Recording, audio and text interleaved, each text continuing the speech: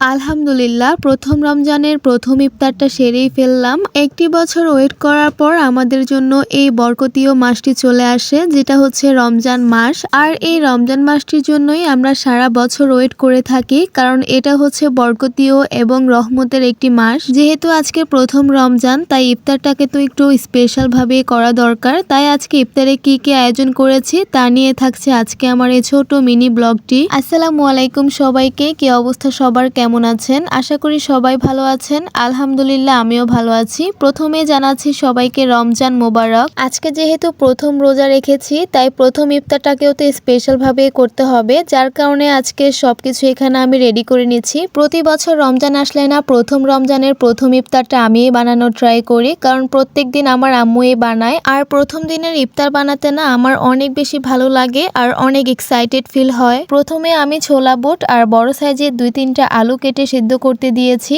আর এর মধ্যে চলে আসলাম আমি এখানে আর বাকি আইটেমগুলো রেডি করার জন্য। তারপর আমি চপ বানানোর জন্য আর বুরিন্দা বানানোর জন্য বেসনটাকে আলাদা আলাদা করে গুলিয়ে রাখলাম, মানে ভিজিয়ে রাখলাম আর কি। আলুর চপ, ডিমের চপ, পেঁয়াজু থেকে শুরু করে সবকিছুই আজকে বানানো হবে। এখন তো কাজ মাত্র শুরু, এখনো অনেক কাজ বাকি আছে। ডিমের চপ আর আলুর চপটাকে রেডি করে রেখে আমি চলে আসলাম শরবত তৈরি করার জন্য, কারণ টাইম কিন্তু আস্তে আস্তে শেষ হয়ে যাচ্ছে। একটা একটা করে সবকিছুই রেডি করতে হবে। আর আজকে কিন্তু পাশের বাসার একটা আন্টিদের বাসায়ও আমি ইফতারি দিব, যার কারণে হচ্ছে বড় সাইজের ঝগে করে আমি অনেকগুলো শরবত গোলাতে নিয়েছি। আর এখানে হচ্ছে ডিমের চপ আর বেগুনিটাকে রেডি করে নিলাম। এখন একটা একটা করে সবকিছুই ফ্রাই করে নিব। আসলে ইফতারিতে না আমার বুরিন্দা না হলে একদমই চলে না। আমি বুরিন্দা ছাড়া ইফতারি করতে একদমই পছন্দ করি না, মানে মিষ্টি জাতীয় কিছু একটা ইফতারিতে থাকাই লাগবে। আর যার কারণে হচ্ছে বাসায় আজকে বুরিন্দা বানানোর ট্রাই করলাম। তাই প্রথমে আমি বুরিন্দাগুলোকে ভালো করে ভেজে নিয়েছি, আর বুরিন্দাগুলো কিন্তু মাশাআল্লাহ অনেক সুন্দর পারফেক্টলি হয়েছে। এর আগের বছরও কিন্তু আমি ট্রাই করেছি, তবে আগের বছরেরটার চেয়ে কিন্তু